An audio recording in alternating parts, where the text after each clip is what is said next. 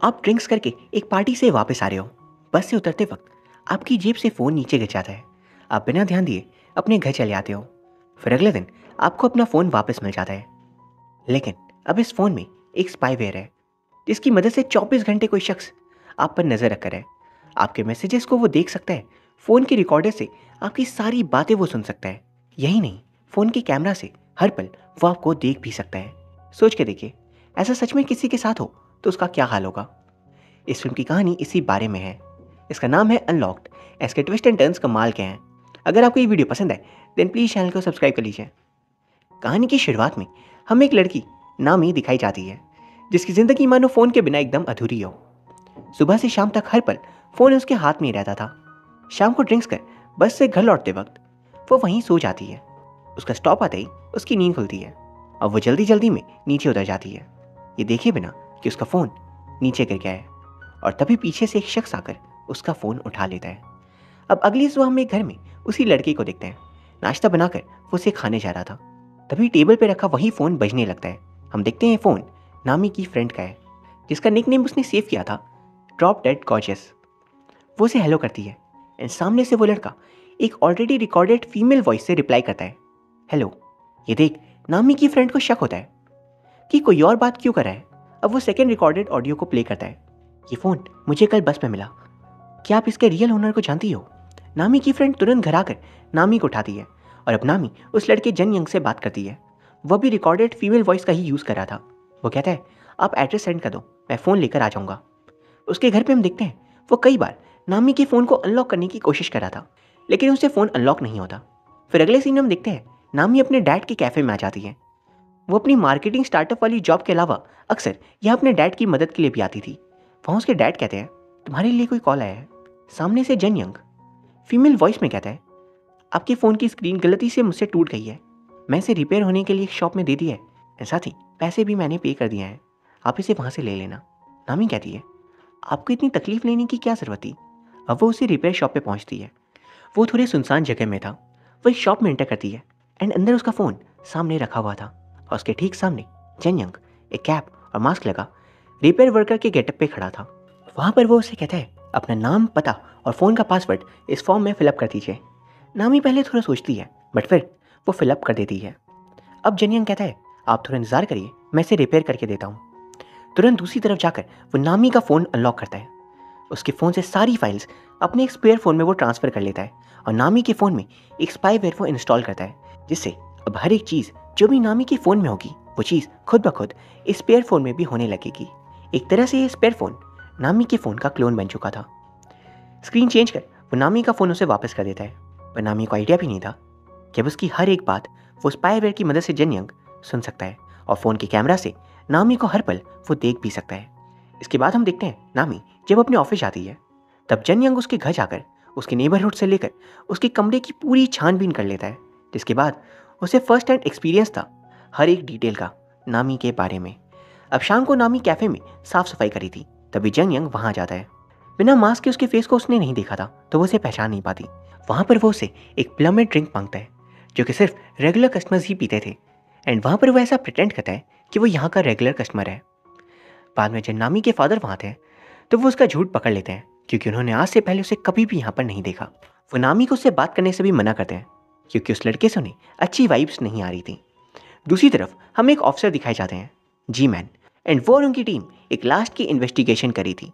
उस लाश के पास से कातिल का कोई भी सबूत नहीं मिला था सिवाय एक प्लांट फूड के जो पास में ही दफनाया गया था।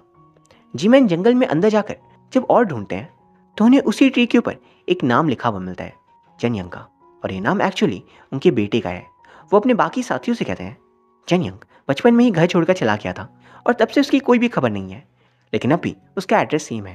वो कहते हैं जन यंग एक कमज़ोर दिल का बच्चा था तो उसके मर्डर करने के चांसेस बहुत कम है, ज़रूर उसका कोई दोस्त इसके पीछे होगा। जिसमें जी मैन का साथी कहता है, हमें जल्द से जल्द जाकर उससे अब मिलना चाहिए। दूसरी तरफ जन यंग अब तक नामी के बारे में इतनी इन्फॉर्मेशन जान चुका था जितना शायद वो खुद भी खुद को ना जानती हो। सुबह उठने से लेकर मॉर्निंग वॉक, ब्रेकफास्ट, ऑफिस की मीटिंग, कौन उसके दोस्त है, कौन उसके दुश्मन, उसकी सोशल मीडिया प्रेजेंस, उसकी पसंद नापसंद, उसकी फैमिली रिलेशंस, उसके घर के दरवाजे का कोड, उसे अब नामी के बारे में सब कुछ पता था।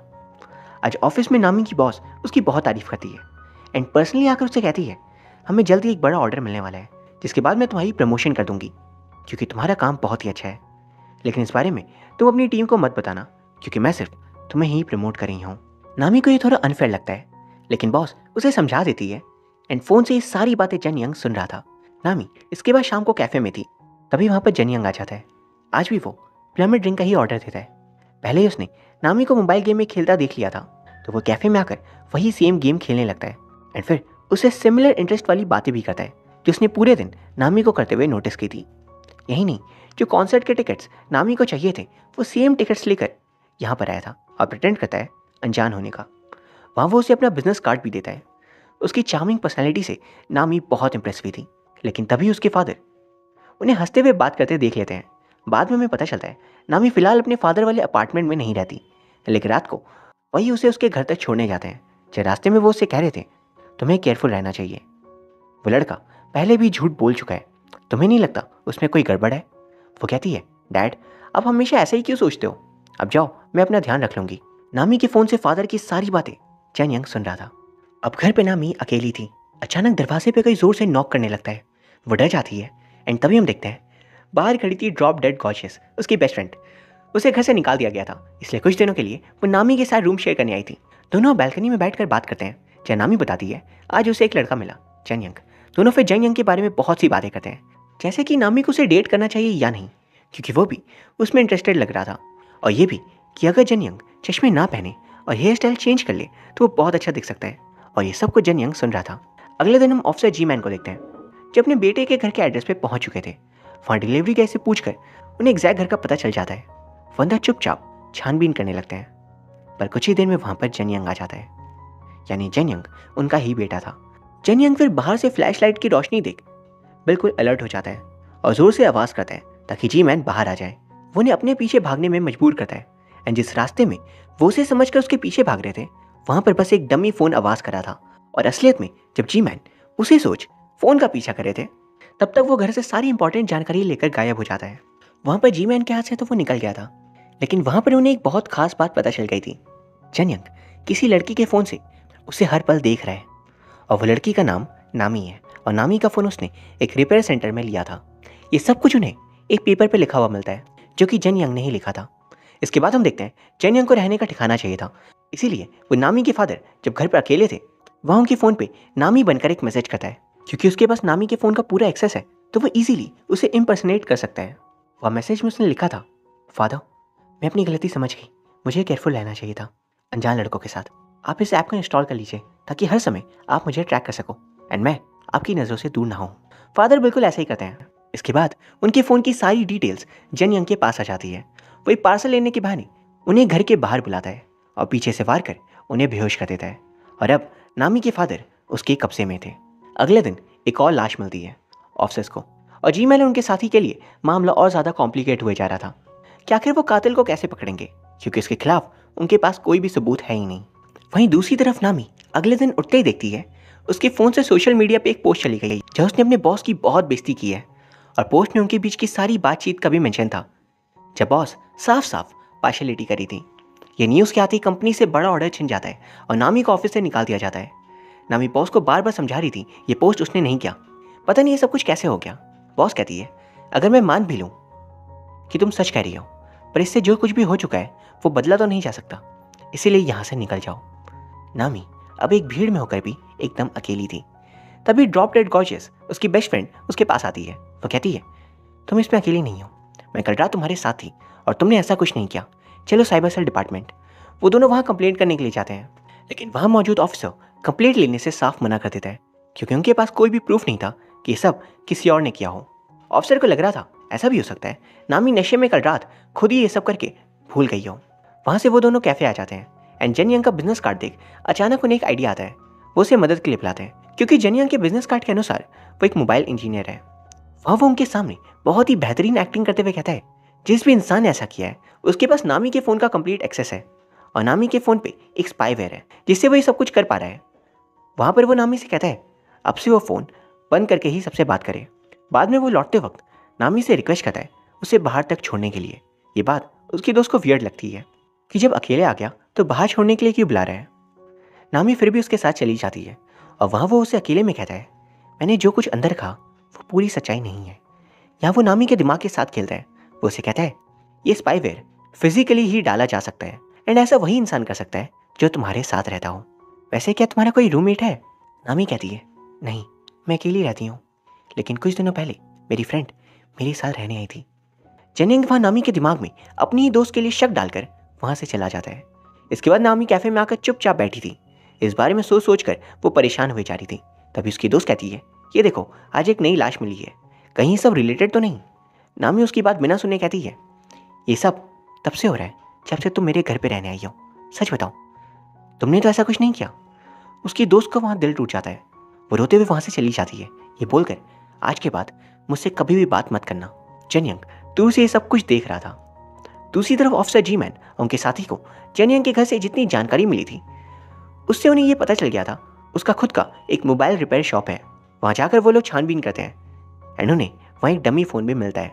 एंड इससे और उस घर में मिले पेपर से वो समझ गए थे जेनियंग ज़रूर किसी लड़की के फ़ोन में स्पाईवेयर डालकर उसे हर पल देख और सुन रहा है। तभी वहाँ और भी ऑफिसर्स आ जाते हैं जिन्हें यहाँ पर नामी ही लेकर आई थी, क्योंकि नामी का शक था कि सबकी शुरुआत यहीं से हुई है। पर वह भी जेनियंग की बात से बिल्कुल अनजान थी। वहाँ जी मैन नामी का नाम सुन पेपर वाले नाम को याद करते हैं और उसे सब कुछ बता देते हैं। नामी बिल्कुल शॉक में थी कि जिस लड़की की हेल्प वो ले रही थी वही उसके पीछे पड़ा है। उसे बहुत बुरा लगता है कि उसने अपनी दोस्त के साथ ऐसा किया, लेकिन अब वो जेनियंग को बिल्कुल भी छोड़ना नहीं चाहती थी। वो और ऑफिसर्स मिलकर एक प्लान बनाते हैं जेनियंग को पकड़ने के लिए। नामी जेनियंग को अपने घर बुलाती है, ये बोलकर कि उसे डर लग रहा है कि वो बंदा आगे क्या प्लान कर रहा होगा एंड कहीं रात में वो उस पर हमला ना कर दे। जेनियंग खुशी खुशी उसकी मदद को आने को तैयार हो जाता है। जी मैन उनका साथी घर से थोड़ी दूरी पे ही खड़े थे। इसके बाद हम जेनियंग को देखते हैं जो अपने लुक को कम्प्लीटली चेंज कर लेता है। जैसा नामी ने अपने दोस्त से बात करते समय मेंशन किया था, वो चश्मे हटा देता है और हेयर स्टाइल को भी चेंज कर लेता है। अब जैसे वो वहाँ पर आता है उसे जी मैन उनका साथी घेर लेते हैं, लेकिन जैसे ही जी मैन उसके चेहरे को देखते हैं वह एकदम शॉक रह गए थे, क्योंकि ये बंदा उनका बेटा था ही नहीं। वहाँ खड़ा बंदा वो जेनियंग नहीं था जिससे वो समझ रहे थे, इसलिए वो उसे जाने देते हैं। ऊपर से नामी ये सब कुछ देख रही थी, पर उस बंदे का फेस वो नहीं देख पाती। नामी ने अगर फेस देख लिया होता तो जेनियंग अभी ही पकड़ा जाता। लेकिन यहाँ पर सोचने वाली बात ये थी कि जेनियंग को जी मैन पहचान क्यों नहीं पाए। फिर वो अफसर्स को बताती है जेनियंग ने मैसेज किया है कि वो आज यहाँ नहीं आ पाएगा एंड ये लोग सोचते हैं आगे के बारे में। तभी जी मैन को सीनियर ऑफिसर दूसरे केस के लिए बुला लेते हैं, इसलिए वो लोग नामी से वहाँ कहते हैं, आप अपना फ़ोन चेंज करके किसी सेफ जगह पर रहो, तब तक हम जेनियंग को ढूंढ लेंगे। नामी अपने ड्रॉर से एक दूसरा पुराना फ़ोन निकालकर सिम कार्ड चेंज कर लेती है। इसके बाद वो लोग उसे नामी के डैड के घर छोड़ देते हैं। बाहर वो उनसे कहती है, अगर मैंने आपको मैसेज नहीं किया मतलब मैं मुसीबत में हूँ, तो आप तुरंत आ जाना। वो लोग कहते हैं ठीक है। वो फिर अंदर आ जाती है और कमरे में देखती है फादर सो रहे थे। वो भी दूसरे कमरे में आकर रिलैक्स करने लगती है, लेकिन तभी एक अनजान आवाज़ से उसकी आंखें खुलती है। वो फ़ोन पे देखती है, उसी बंदे का मैसेज है। अब वो कह रहा है, मेरे पास तुम्हारे इस फ़ोन का भी एक्सेस है। हम समझ पाते हैं जेनियंग जब पहली बार नामी के घर गया था तब उसने इस फ़ोन में भी स्पाईवेयर इंस्टॉल कर दिया होगा। फिर नामी को उसकी आवाज़ ज़ोर से आने लगती है, मानो जैसे वो उसके ठीक ऊपर हो। भागते हुए वो अपने फादर को उठाने जाती है, लेकिन कमरे में सिर्फ पिलोस थे। वो चिल्लाती है जोरों से, फादर कहाँ पर है बताओ। तभी जेनियंग सामने से बाहर निकलता है। वो कहता है, शांत हो जाओ वरना मैं उन्हें मार दूंगा। पहले तुम ऑफिसर्स को मैसेज करो कि तुम बिल्कुल ठीक हो और वो तुमसे मिलने कल आए, तभी मैं तुम्हें तुम्हारे फादर कहाँ हैं ये बताऊंगा। वो उसकी सारी बातें मानकर मैसेज सेंड कर देती है, फिर अपना फ़ोन उसे दे देती है। इसके बाद जेनियंग कहता है, अच्छा अब रुको, मैं वॉशरूम से आता हूँ, फिर हम आगे की बात करेंगे। जब वो वॉशरूम जा रहा था तब नामी के पास मौका था उसे अपने बैक पॉकेट में रखे हथियार से मारने का, लेकिन वो रुक कर छिप जाती है ताकि वॉशरूम से आते ही वो उसे मार सके, लेकिन वो निकलता ही नहीं।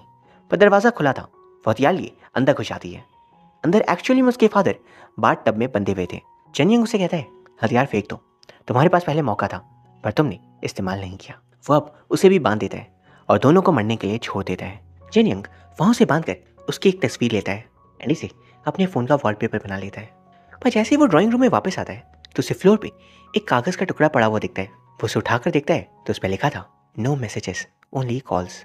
वो ये देखकर समझ चुका था कि नामी ने सेफ्टी के लिए ऑफिसर से बाहर पेपर पर लेके इशारा किया था कि वो सिर्फ कॉल्स करेगी एंड मैसेजेस का मतलब खतरा होगा। एंड तभी जेनियंग नोटिस करता है इस घर में एक ऑफिसर आ चुके थे। वो जेनियंग के पीछे पीछे उन्हें पकड़ने जा रहे थे, लेकिन तभी जेनियंग उन्हें देख लेता है और उन्हें पीछे से मारने वाला होता है। उसी वक्त जी मैन साइड से आकर उसे ही मारकर बेहोश कर देते हैं वहाँ पर एक बहुत बड़ा राज रिवील होता है कि एक्चुअली ये बंदा असली जेनयंग है ही नहीं। इसने ऑफिसर जी मैन के बेटे को मारकर उसकी आइडेंटिटी ले ली। उसका मोबाइल रिपेयर शॉप भी इसका हो गया और फिर जेनयंग बनकर वो यहाँ पर रहने लगा और लोगों के मोबाइल में स्पाईवेयर डालकर वो उन्हें हर पल देखता और फिर मार देता। ऑफिसर जी मैन वहाँ से बहुत मारते हैं लेकिन जान से नहीं मारते। पर जैसे ही दूसरे ऑफिसर नामी को आज़ाद करते हैं वो गन लेकर जेनयंग को मार देती है। अब अगले दिन ये खबर न्यूज़ हेडलाइंस में थी और इससे पूरा साउथ कोरिया हिल गया था क्योंकि फ़ोन कौन नहीं यूज़ करता और ये खबर उन्हें अंदर से बिल्कुल हिला देती है। इसके कुछ वक्त बाद हम देखते हैं जेनयंग मरा नहीं था बल्कि हॉस्पिटल में अब भी उसका इलाज चल रहा है। ये खबर सामने आती है कि जेनयंग की पूरी आइडेंटिटी मिली ही नहीं क्योंकि ना ही उसका कोई नाम है। वही नामी अब एक सोशल मीडिया सेंसेशन बन गई थी एंड हमें दिखाया जाता है उसके फादर भी बच गए थे एंड उसकी दोस्त से भी उसकी दोस्ती वापस हो गई थी। वो लोग कैफ़े में हंसी मजाक कर रहे थे पर तभी कोई नामी की तस्वीर खींचता है और इसी के साथ ये कहानी खत्म हो जाती है। इसकी एंडिंग इसके आने वाली सीक्वल के लिए एक हिंट थी। हो ना हो हमें आगे की कहानी ज़रूर दिखाई जाएगी जहाँ हम जेनयंग वाले कैरेक्टर की बैक स्टोरी देख पाएँ और आखिर उसने नामी को ही अपना टारगेट क्यों चुना ये भी हमें उसी में पता चलेगा। मैं उम्मीद करता हूँ आपको ये कहानी पसंद आई होगी। Thank you.